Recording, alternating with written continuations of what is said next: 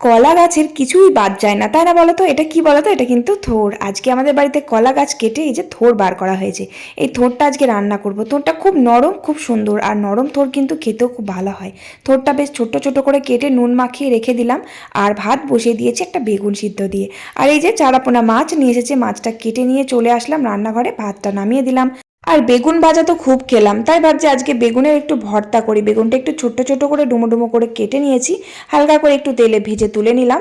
তারপর তেলে একটু কালো জিরে, শুকনো লঙ্কা, তেজপাতা ফোড়ন দিয়ে বেগুনগুলো একটু হালকা করে ভেজে নিলাম। আর মশলাতে দিয়েছি পেঁয়াজ, রসুন আর জিরে বাটা দিয়ে কষিয়ে একদম একটু হালকা করে জল দিয়ে মাখো মাখো করে নামিয়ে নিলাম। একটু গরম মশলা বা বিন মশলা দিলেও খেতে খুব ভালো হয়। আর ওই যে থোড়টা একটু শুকনো লঙ্কা আর সর্ষে ফোড়ন দিয়ে বেশ ভালো করে ভাজা ভাজা করে একটু মিষ্টি দিয়ে নামিয়ে নিলাম। আর ওই মাছটা ফুলকপি আর আলু দিয়ে পাতলা করে ঝোল করলাম। তারপর রান্না কমপ্লিট করে রান্নাঘর পরিষ্কার করে আমার গুলো সোনাকে খাইয়ে দিয়ে আমার বড় ছেলেকেও খাইয়ে দিতে হলো। তারপর আমি চান টান করে খেতে বসলাম। চলো টাটা।